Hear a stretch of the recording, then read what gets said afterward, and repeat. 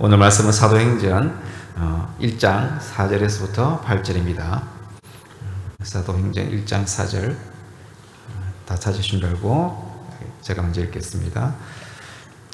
사도와 함께 모이사 그들에게 분부하여 이르시되 예루살렘을 떠나지 말고 내게서 들은 바 아버지께서 약속하신 것을 기다리라.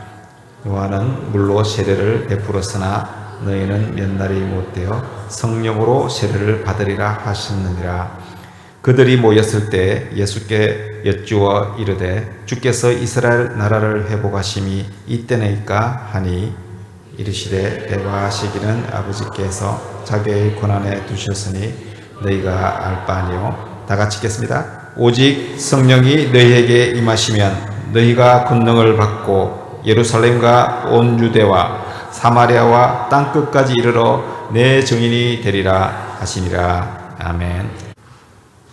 제가 먼저 기도하도록 하겠습니다. 지난주에 요한복음을 끝내고 오늘부터는 사도행전을 하고자 합니다. 저자이신 성령께서 우리의 눈과 마음을 여셔서 깨닫게 해주시며 사도행전적 삶을 본받아 살 수 있도록 도와주십시오. 오직 성령님만을 의지하며 예수님의 이름으로 기도합니다. 아멘. 사도행전은 누가복음과 연결된 책입니다. 그래서 사도행전은 이렇게 시작하죠. 1장 1절 2절에 보면요. 좀 띄워주시겠습니까? 데오필로여, 내가 먼저 쓴 글에는 무릇 예수께서 행하시며 가르치시기를 시작하신부터 그가 택하신 사도들에게 성령으로 명하시고 성천하신 날까지의 일을 기록하였노라. 여기서 먼저 쓴 글은 누가복음을 가리키죠. 누가복음과 사도행전은 모두 저자가 누가이며 또 수신인이 데오필로라는 같은 인물입니다. 누가복음이 예수님의 사역의 시작부터 성천까지의 일을 기록한 것이라면 사도행전은 그 이후의 일을 기록한 것이죠. 누가복음과 사도행전 이 분량을 합하면 전체 신약 성경의 약 5분의 1에 해당하는 많은 분량입니다.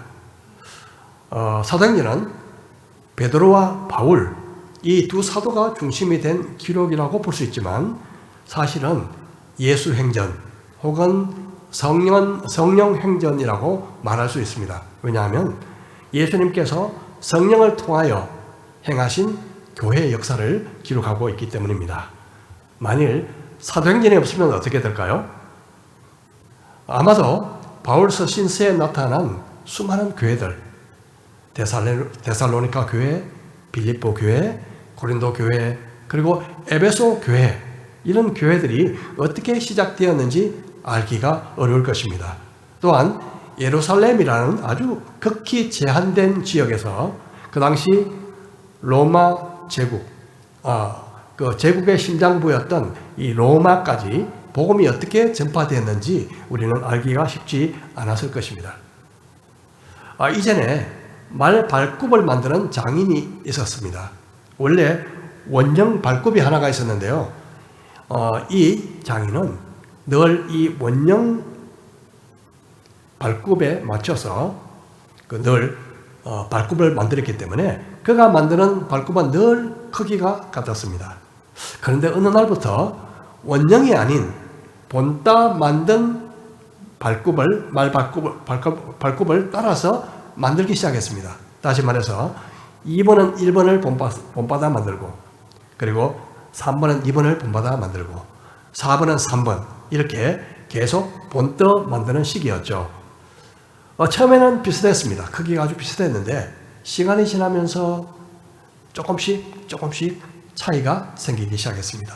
한참 가다 보니 나중에는 처음과 전혀 다른 크기의 말 발굽이 만들어졌습니다. 우리가 이 이야기를 생각하면서 한 가지 질문을 해볼 수가 있습니다.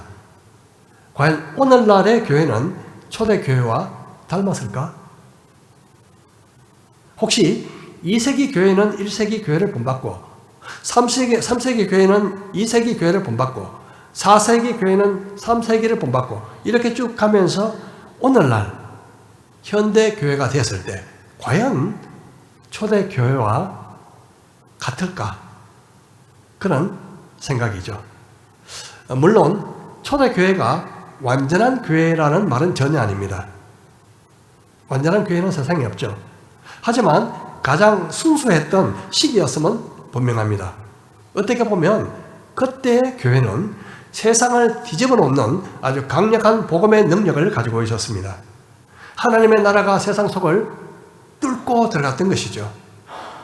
그래서 우리는 초대교회 정신을 배우기 위해서 사도행전을 이제 시작합니다. 누가는 수신인을 데오필로라고 그렇게 말합니다. 데오필로는 하나님을 사랑하는 자 혹은 하나님의 사랑을 받는 자라는 뜻을 가지고 있습니다. 많은 이들은 이 데오필로가 개종한 지 오래되지 않은 로마의 고급 관리라고 생각합니다. 어떤 사람들은 하나님을 사랑하는 자이기 때문에 로마 제국 내에서 초신자가 된 모든 이방인 신자들을 상징한다, 그렇게 말하고 있습니다. 우리가 정확히 알 수는 없지만 분명한 사실은 이 사도행전은 우리 모두를 위한 책이다 하는 거죠. 이 교회는 모든 시대와 장소를 초월해서 계속 진행형이기 때문에 그렇습니다. 우리 3절 먼저 보겠습니다. 그가 고난받으신 후에 또한 그들에게 확실한 많은 증거로 친히 살아계심을 나타내사 40일 동안 그들에게 보이시며 하나님 나라의 일을 말씀하시니라. 주님은 부활하신 후 승천하시기까지 40일 동안 이 세상에 계셨습니다. 지상에 머무셨죠. 이 기간 동안 무엇을 하셨을까요? 하나님에 관한 일을 제자들에게 말씀하셨다고 말씀하고 있습니다. 사실 성경의 전체 주제를 놓고 한 가지만 뽑으라면 하나님의 나라라고 말할 수 있습니다. 왜냐하면 창세기부터 요한계시록까지 핏줄처럼 흐르고 있는 하나의 주제가 바로 하나님의 나라이기 때문에 그렇습니다. 예수님이 공생애를 시작하실 때 선포하셨던 메시지가 바로 이것이었습니다. 마가복음 1장 14절에 보면 요한이 잡힌 후 예수께서 갈릴리에 오셔서 하나님의 복음을 전파하여 이르시되 때가 찼고 하나님의 나라가 가까이 왔으니 회개하고 복음을 믿으라 하시더라. 주님께서 이 땅에 오셔서 처음 증거하신 것이 바로 하나님의 나라였습니다. 여러분, 하나님의 나라가 무엇입니까? 하나님의 나라는 눈에 보이는 영토의 개념이 아닙니다. 하나님이 통치하시는 곳이면 어디나 하나님의 나라입니다. 하나님의 통치가 임한다는 뜻은 다른 말로 성령님이 임재하신다. 성령님이 임재하시는 곳이다. 그렇게 볼 수 있습니다. 성령이 오시면 초가 삼간도 천국으로 변하게 됩니다.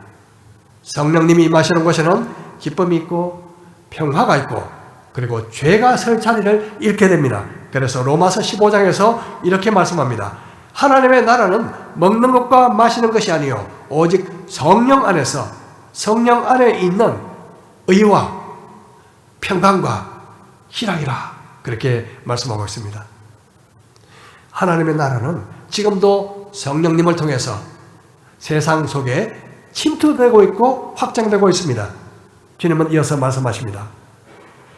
4절 사도와 함께 모이사 그들에게 분부하여 이르시되 예루살렘을 떠나지 말고 내게서 들은 바 아버지께서 약속하신 것을 기다리라. 요한은 물로 세례를 베풀었으나 너희는 몇 날이 못되어 성령으로 세례를 받으리라 하셨느니라. 사실 예루살렘은 제자들에게 패배와 절망 그리고 상처와 한을 안겨준 장소였습니다.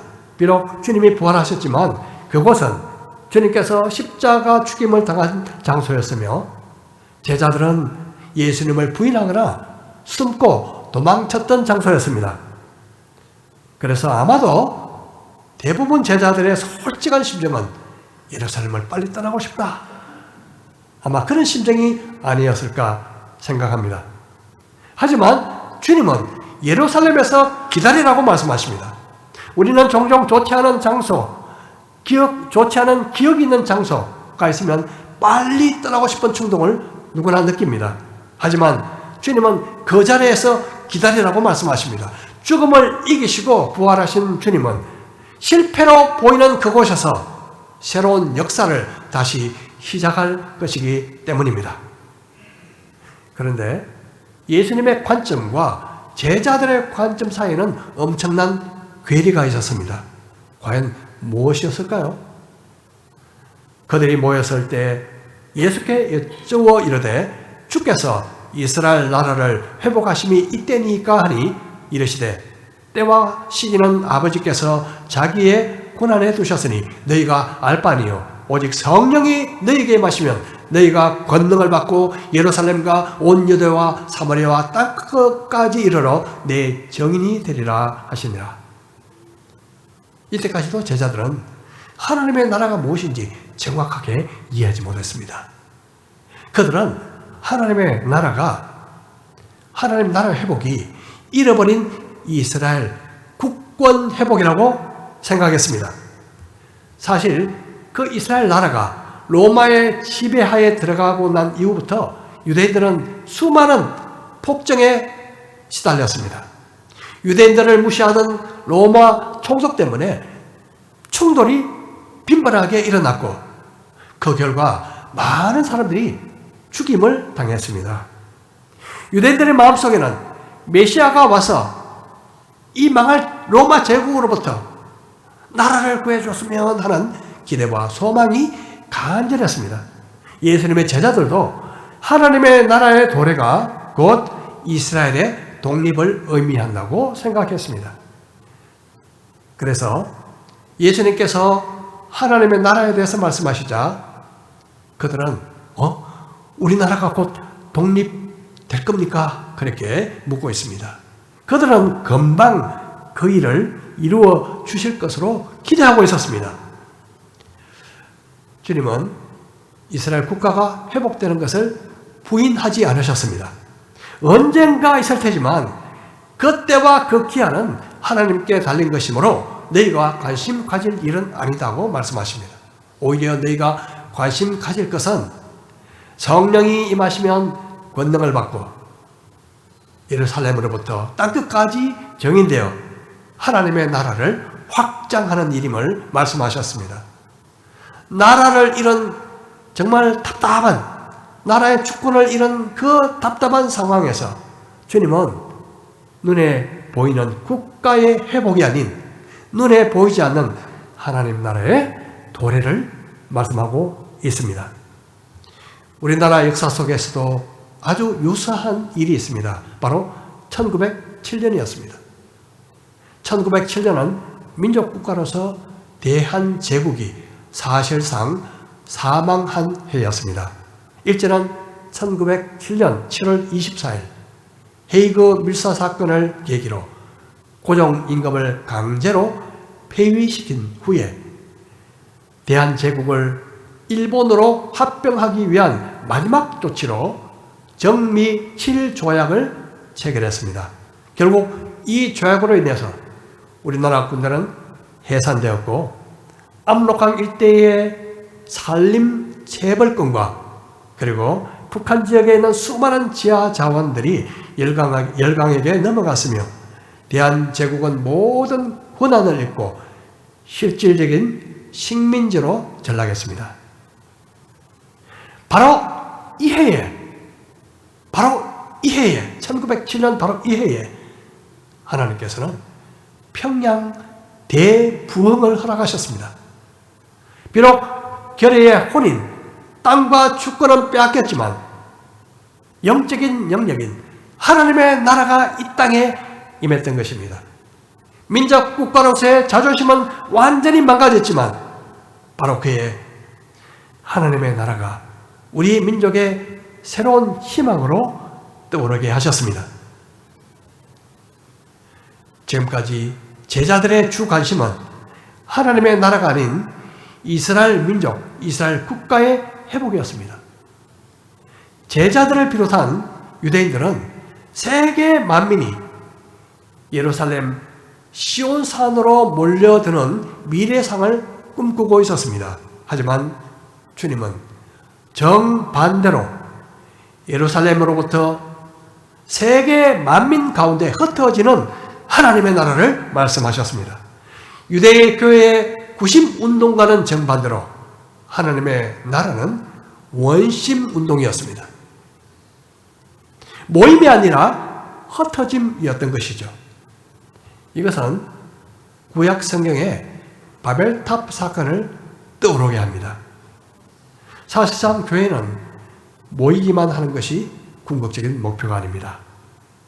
물론 우리가 이렇게 주일 예배를 통해서 하나님을 예배하고 또 힘을 얻곤 하지만 흩어져 하나님의 나라를 넓히는 것이 교회의 궁극적인 사명인 것입니다.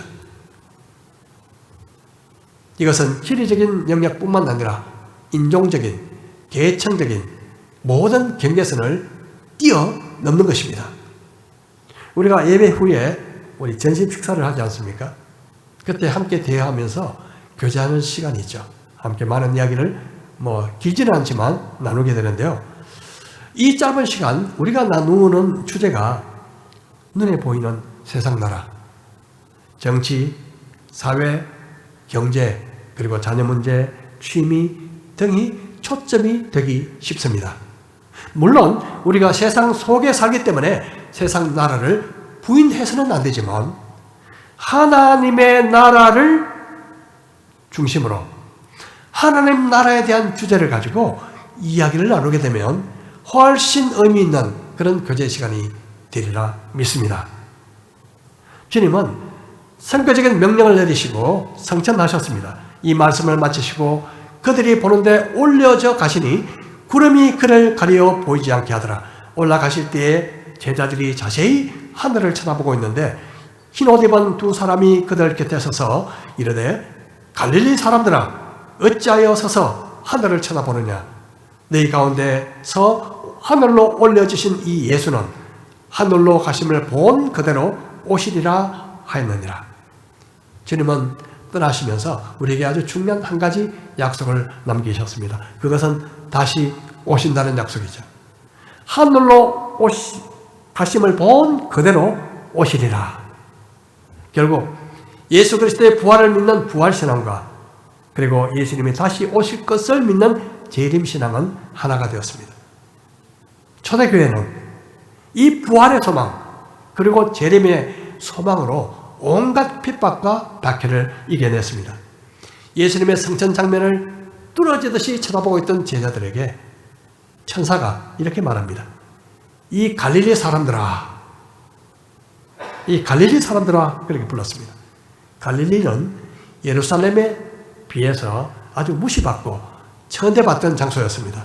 심지어 예수님의 제자 나다니엘이 갈릴리 나사렛에서 무슨 선한 것이 나겠느냐 그렇게 빌립에게 핀잔을 주었을 정도였죠. 하지만 이제 갈릴리 사람들은 하나님 나라의 중심에 서게 됐습니다. 별 볼 일 없어 보이던 이 갈릴리 사람들이 예루살렘과 온 유대와 사마리아와 땅끝까지 위대한 그리스도의 정인들이 될 것입니다. 이제 예수님께서 승천하신 후에 약 120명이 모여서 예루살렘에 모여 기도하게 됩니다. 그 장소는 아마 마가의 다락방일 수도 있는데 알 수는 없습니다. 제자들이 감람원이라 하는 산으로부터 예루살렘에 돌아오니 이 산은 예루살렘에서 가까워 안식일에 가기 알맞는 길이라.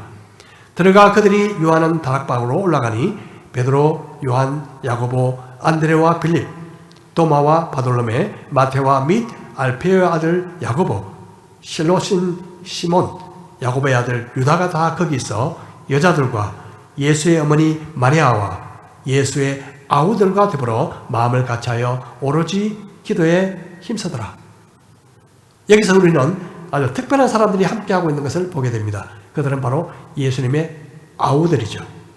예수님 살아생전에 그들은 예수님을 미쳤다고 생각했습니다.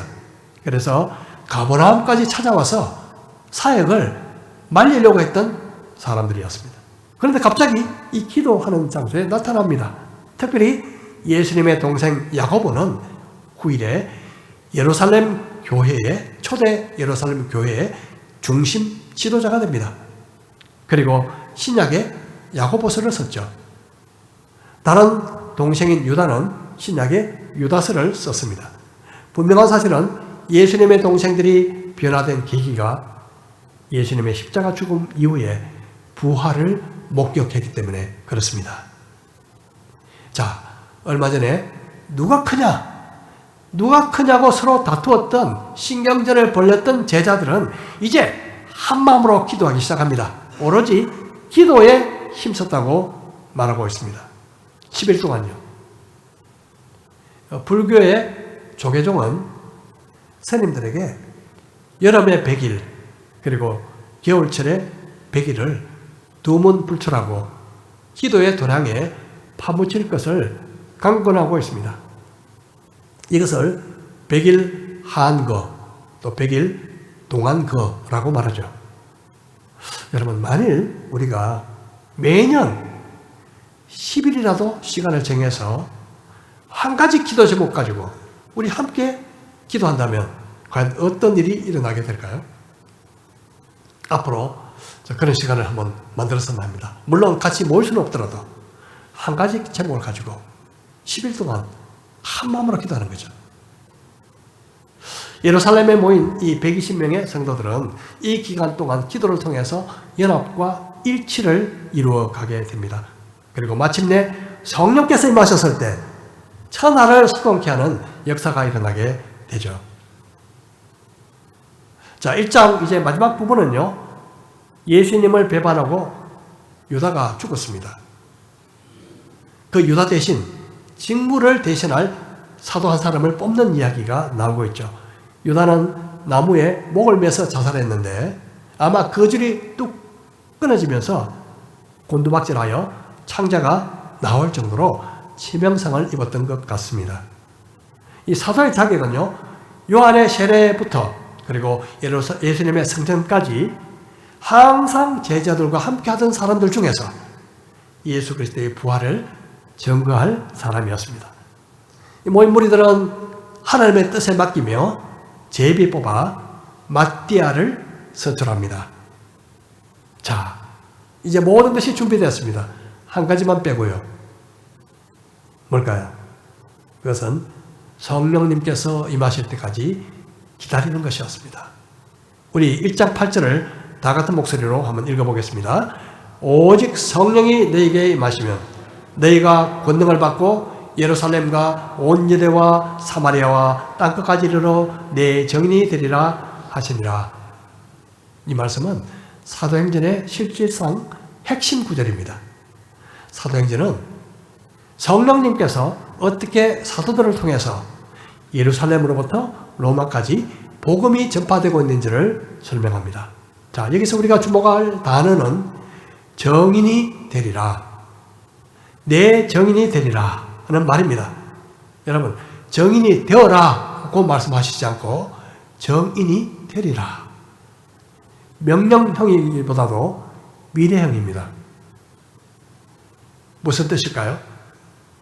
만일 성령님이 너희에게 임하시면 너희가 권능을 받고 내 증인이 될 것이다 라는 약속입니다. 우리가 보통 예수 믿고 나면요, 전도해야 한다는 그 아주 부담감, 압박감을 누구나 가지게 되죠. 뭐 정상 얘기죠. 물론 우리는 전도해야 합니다. 때를 얻든지 못 얻든지 전도해야 합니다. 그런데 막상 우리 힘으로 전도하려면 힘들죠. 아니, 우리 힘으로 증인된다는 것은 불가능한 일입니다.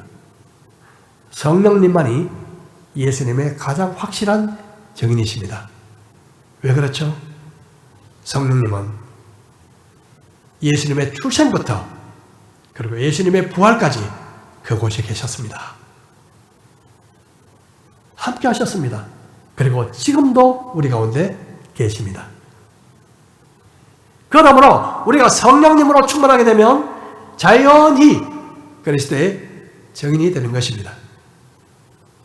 그래서 우리가 날마다 성령님을 환영하고 성령님을 사모하고 성령님과 동행하는 것이 우선입니다. 내가 증인이 돼야지, 그보다 우선이 성령님과 함께 동행하는 것이 우선입니다.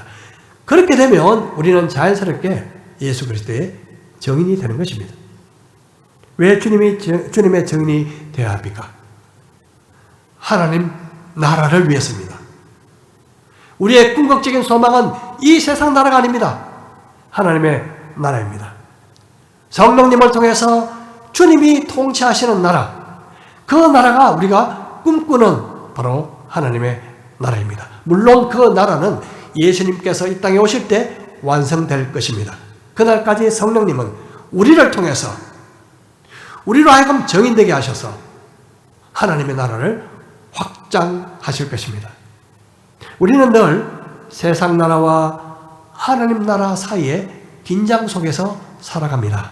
우리가 지구 밖으로 나가지 않는 한 우리는 세상 속에서 살아야 합니다.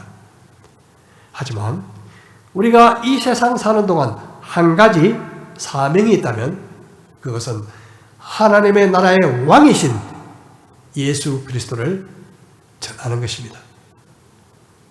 그래서 마치 가루 서말에 넣은 누룩처럼 세상 속에 들어가 하나님의 나라를 침투시키고 확산시키는 것입니다. 하나님의 나라는 인종과 계층과 문화와 지역의 경계를 허물고 모든 사람이, 주님을 믿는 모든 사람들이 주 안에서 하나가 되게 만듭니다.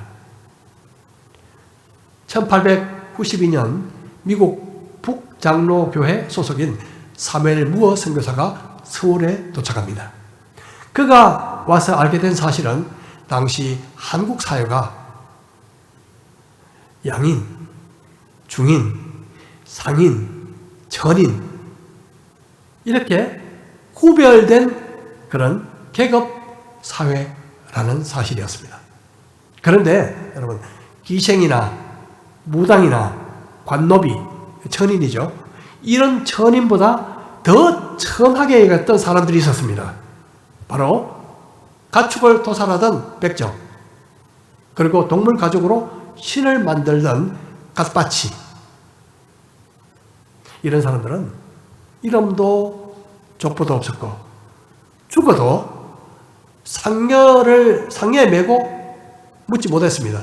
죽으면 그냥 찌개에 치고 시신을 묻어야 했습니다. 묻어도 묘 위에 잔디를 입히지 못했고요. 다른 계층으로부터 나이에 불문하고 반말을 듣고 살아야 했습니다. 그런데 어느 날 백정 출신의 박성춘이라는 사람이, 물론 이 이름은 나중에 이름을 갖게 됐는데요. 이 박성춘이라는 사람이 콜레라에 걸려서, 그 당시 유행하던 콜레라에 걸려서 죽어가고 있을 때 그 아들의 부탁을 받고 바로 이 사무엘 무어 선교사와 그리고 놀랍게 고종의 주치였던 에비선 선교사가 찾아왔습니다. 왕의 몸을 만졌던 그 에비선 선교사가 백정에게 찾아와서 그의 몸을 만졌어요.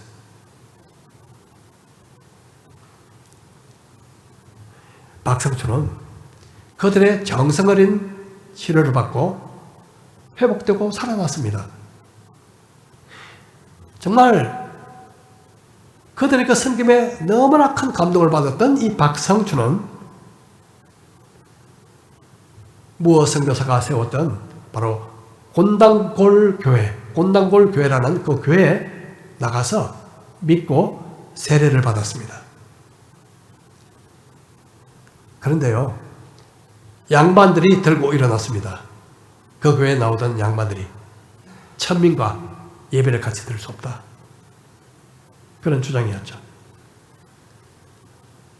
결국 그들은 무어 선교사에게 타협안을 제시하는데요.